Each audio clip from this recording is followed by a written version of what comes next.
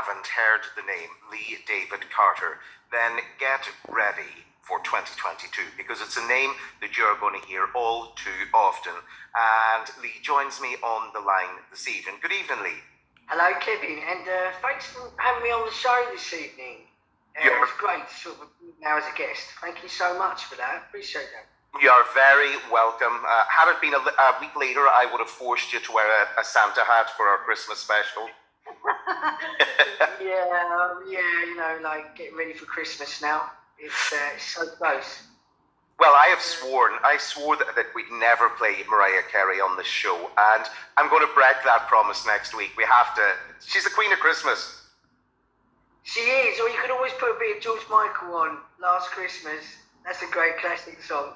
Do you know what? At this point, though, I am so sick of... I'm a massive George fan. I've been playing him non-stop for weeks, and I think I've made myself sick on Last Christmas at this point. But as long as it's not one of those sausage roll songs, then I don't really care what we play. You like Mariah Carey. She's good. Yeah, definitely. So tell us a bit about you. For anybody that doesn't know your name, rather than me do the introduction, why don't you tell us a little bit about who you are and why we're chatting this evening?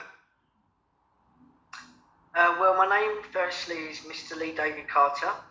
I'm a trans man, and I went through a gender identity crisis for 40 years of my life, Kevin. Mm-hmm. Yeah.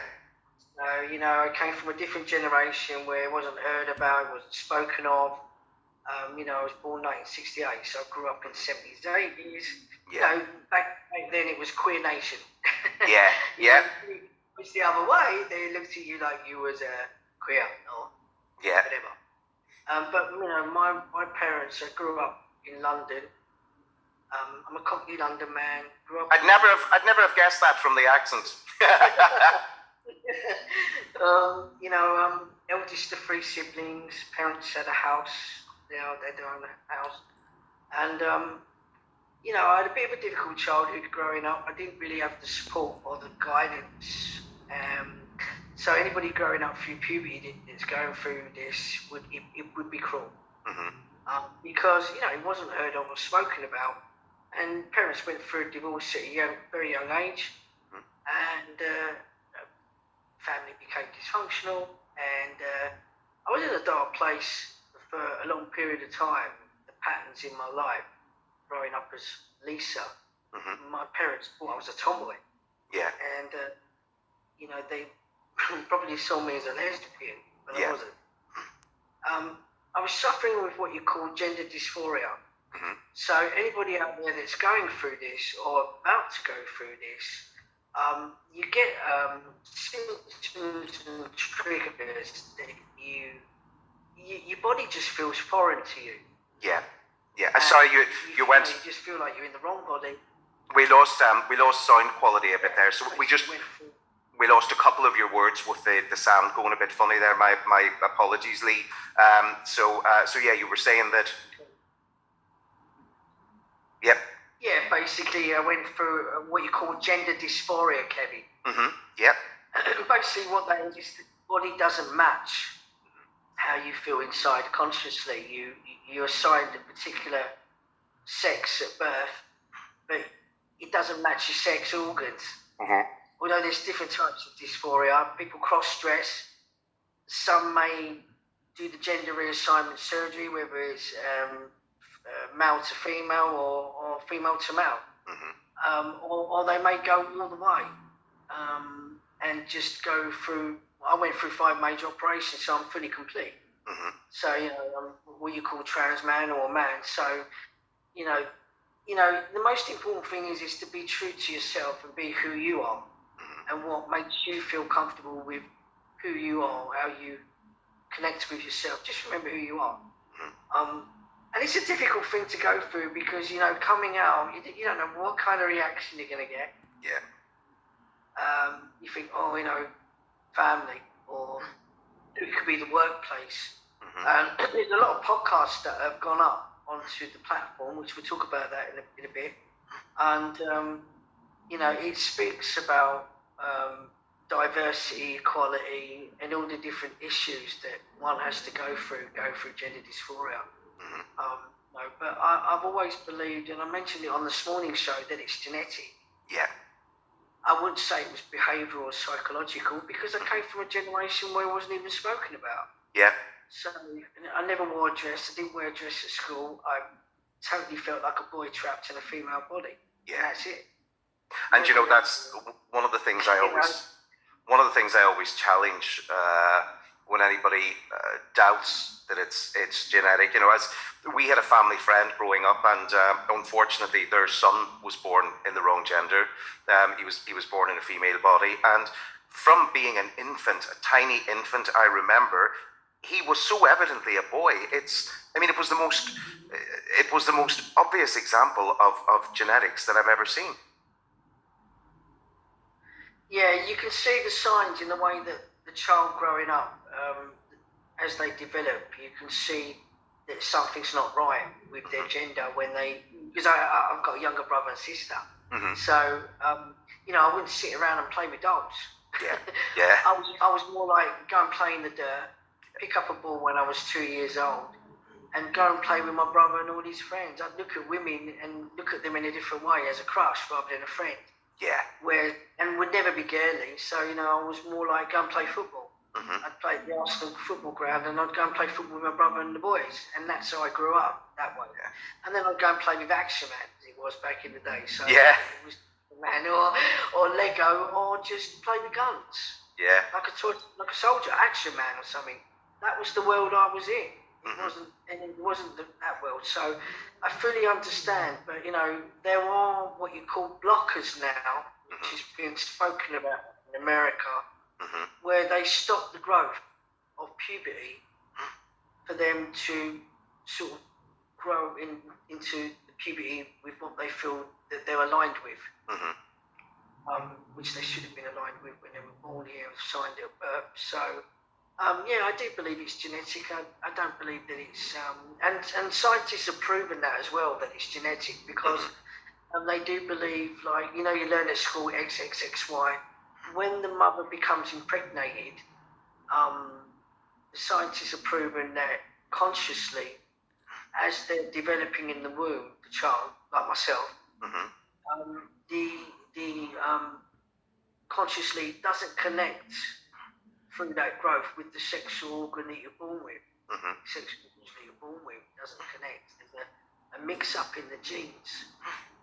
And one of the things I really don't understand, this craze, I think it's come across from the States, this craze for these gender reveal parties that has taken off. And thankfully, I've never been to one. I don't know. My friends are all enlightened enough never to have one, because they know it's a ridiculous thing to do. But I do not get this gender reveal party craze that just seems to be sweeping the nation. It's very unfair to do that to a child in advance of knowing that child, I think.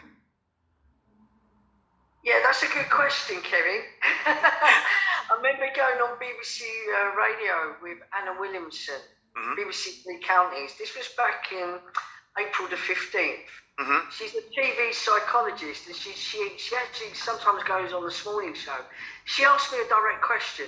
Yeah. She said to me, what do you think of the younger children growing up through puberty? Do you think they should go through the process at a very young age? So I said to her, I do believe, because you're still growing, I wouldn't go too young going through the process. I'm talking about surgeries and that. Yeah. You got to be, I'm not saying that they don't know who they are, but they're still growing through puberty. They're still growing. And, the gender spectrum is so vast. They need to make sure exactly who they are, what direction they're going in with this, before they make that commitment with what they're going to do. It's a big thing to go through, a process such as that, gender reassignment. And you... With your journey, because I know that you've, I'm always conscious when I'm asking questions how comfortable people are answering them, but I know you've written about this extensively, and we'll talk about your books, and spoken about it extensively. So at what age did your surgery start and stop? At what age did your journey really? Well, I didn't start till I was 41. Right. And I was in a place where I just felt trapped.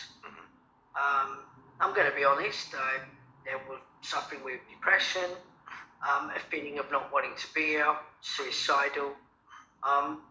And, you know, with regards to the TV documentary film coming out, a lot's being exposed, but we'll come to that a bit later on. But all those issues that I've spoken about, I've been hearing from other people because I'm an advocate for the LGBTQ anyway, and I'm a motivational speaker. So I'm talking about all of these things now and helping many people right now within the networks, within the community, because I'm also a member of the Clacton Pride Committee.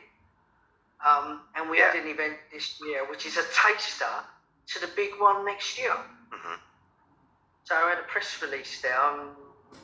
We sort of getting the funding together, lots of planning going on for the big one next year, because you know, Clacton-on-Sea has become a very tourist area. There's a lot of money being pumped in. It's becoming quite popular now. So lots of people, tourists, are coming in from abroad and locally from London or wherever. And it's great whenever you speak about, because you're so vocal about your journey, and I mean, you have been to as we touched upon there just before we started talking about Pride, we talked about the fact that you had depression and at times suicidal thoughts. And for anybody going through that, to have local prides, to have things like what's going on in Clacton, to meet people like yourself who can talk about the other side of the journey and the space you're in now is a remarkable thing. Well, yeah, let's talk about the first book, because the first book talks about me going through a gender identity crisis for 40 years. And I got asked, you know, why now at 41? Why now? Asked on this morning show, but because it was the right time. You know, many within the community out there, the trans people will start to question, when is the right time? Well, it doesn't really matter what age you are. You'll come out when you know the time is right. Because we're all on a journey, Kevin. And my journey was to come out at that time. You know, so in the first book, it doesn't just talk about the gender identity. Yes, that's the main story, but what makes it a little bit extraordinary is that it's intertwined with me being in a dark place, and all the patterns that I went through in my life, and it's intertwined with spirit as well, because I went through some paranormal experiences, went through should I say, a bit of a profound spiritual awakening, being in a dark place. So I've had a bit of a calling here. With the journey that I'm on, I've had a bit of a calling. I'm here on purpose to help. So the second book was being released. So the first book was called Living with Lisa, but it's now been changed over to The Inner Child of Lisa, the cover. And at the moment, I've got a consultant called Parker Harrison Consulting, and you know, PR agents that she's working with, so to now we're building the platform up. And you mentioned I want subscribers to go onto the landing page, basically. To subscribe, because you know, and get the book from there, because the second book's being released in December called Transman Jelly.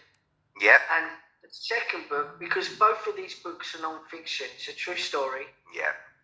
The second book is a springboard to the first book, which is part of the platform, and also the documentary film, which is due to be released 2022 onto one of the main channels on TV, and that's going to go all over the world. And I know we're not allowed to talk. Too much about the program at the minute. So I think on the program front, we will certainly. It would be lovely if you'd come back on and talk to us about that when you're allowed to talk about it. But I love some of the social stuff that you're doing. I love some of your social content. It's you know, you were talking about Transmangelic, and there you are sitting chewing away on your fish and chips and talking about doing loads of video and content. So yeah, it's great. There's lots of podcasts gone up on the website. It's just being updated at the moment, but they've got the landing page, so it's going to be shared around for people to subscribe. Yeah. As I said, the second book is it's a springboard, and it's to do with abuse and trauma. So I'm not going to give too much away with everything because it's all going to come out in the with the documentary film and so forth. Yeah. And whatever. Don't want to get to, but it's a self-help book where it's intertwined with the LGBTQ queer, and going through what I've been through, and it's intertwined with spirit, and it talks about the tools and techniques that you can use to heal from any kind of abuse or trauma that you may get, because it seems to be a lot of it happening here on the planet, no matter who you are. Absolutely. So this is not just for the LGBTQ, it's for everybody as well. It's out for everyone. It's a gift, basically, what I'm sharing. What I'll do as well, I'll make sure that we post links for people to be able to subscribe and to find all your details and to find the to find the books. And one of the other things I should point out as well at this point is that I'm not sure if you're familiar with it, Lee, but Transradio has set up a free confidential helpline for anybody that's struggling, much like you spoke about the struggles within the journey. So for anybody that's struggling either personally or for a family member, there is truck listens. All the details are on the Facebook page and website. So in case anybody is, because we've spoken about moments of crisis during this, so if anybody is feeling one of those, then pick up the phone. There is a free confidential helpline there for people. Yeah, that's right, absolutely, because I'm going around working with charitable organisations, and I've came across not only parents, but individuals that are struggling for all kinds of reasons. Yeah. Whereby either the individual themselves are going through a gender crisis, like myself, and some of them are as young as 20, whatever. And also there are issues for confidentiality. I can't give any names of these people. They've approached me and I've helped them. And I'm giving them the guidance and support that they need and where to go. Yeah. And also, there's some of the stories that I'm hearing from people is abuse as well. A lot of that going on within the family unit as well. Yeah. And this is where the second book is going to come out, where I'm going to be talking about something that I've gone through. And really it's to help others. So, but I had to go through the pain and the suffering first and heal before I could help others. So this is a gift, this book, because it's talked about the tools and techniques that you need to get through it and to no longer be a victim and to empower yourself. I for one will be purchasing a copy. And you said it's out in December. Do you know what date yet? Do you know what point it's out? I reckon it could be before Christmas or just after Christmas, but they said December. Okay, perfect. I'll keep everybody informed of the date and post a link. And until then, we have run out of time tonight, but I hope you'll come back on the show. I have loved talking to you, and I'd love to chat to you some more when the TV program's out next year, Lee. Yeah, absolutely. As soon as I get the green light, because obviously press releases and that, yeah, it'd be great to come back, Kevin, definitely. Absolutely. We'll do a special about it. We'll do a special about it at that time, because I have a funny feeling we could sit and chat all night. So I look forward to it. Until then, Lee, a very happy Christmas to you and your family. Thank you so much for having me on the show, Kevin. It's a pleasure meeting you. You're very welcome, and you too. Take care. Happy Christmas.